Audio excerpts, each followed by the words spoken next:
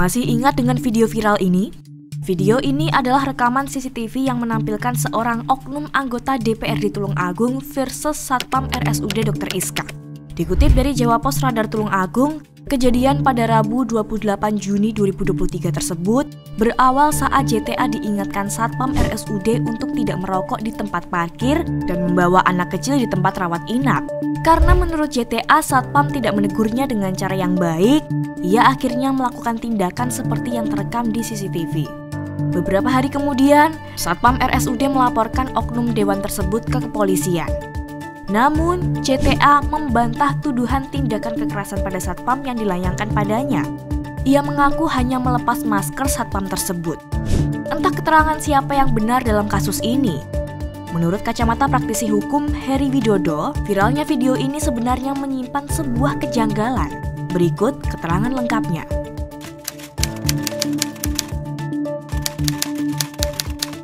Ya, itu kita sayangkan sekali ya. Kita sayangkan, tidak tahu ini pelakunya siapa ya.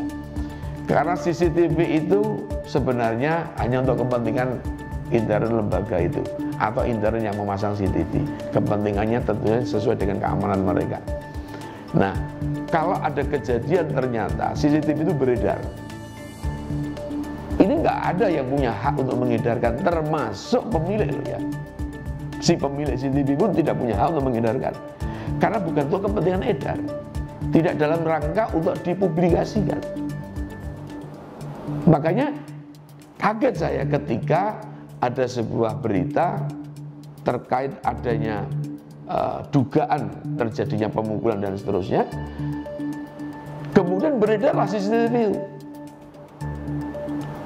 Permasalahannya perkara ini belum pernah dilaporkan. Ya, kalaupun terjadi betul ya, kalaupun terjadi, nggak ada di sini kita lihat. Tetapi justru yang muncul justru malah beredarnya CCTV. Nah, ini harusnya ada sanksi. Harusnya si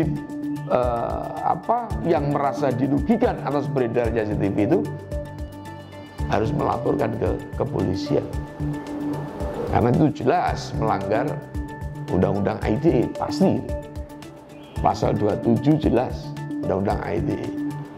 Tidak boleh mentransmisikan, mendistribusikan dan seterusnya hal-hal yang tidak memiliki kewenangan itu.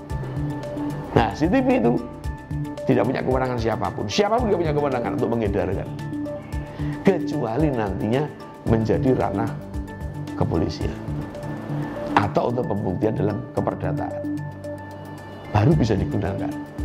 Itu pun atas permintaan pihak-pihak yang memiliki kewenangan, tetapi bukan untuk, sekali lagi, ditransmisikan ataupun didistribusikan. Tidak punya kewenangan. Jadi harusnya di sini harus ada diungkap secara konkret, pasti siapakah pihak-pihak yang memanfaatkan situasi yang belum tentu kebenarannya.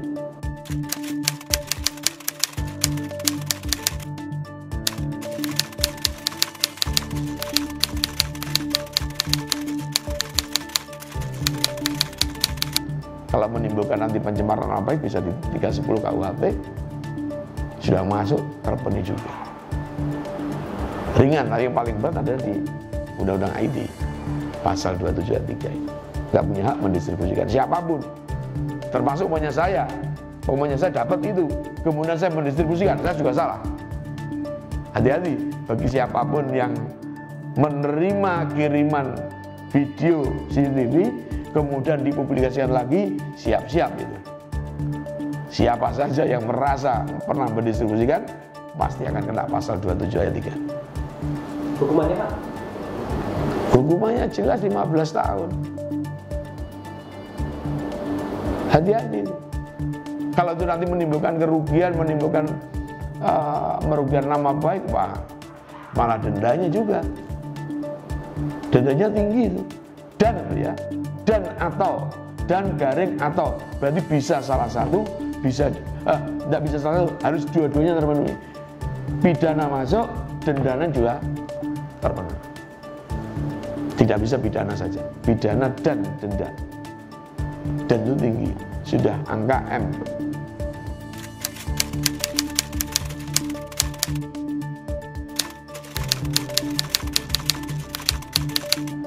Kalau melihat seperti itu harusnya teman-teman dewan yang merasa dirugikan seperti itu laporkan proses ini untuk pembelajaran dan sekaligus hak daripada yang bersangkutan.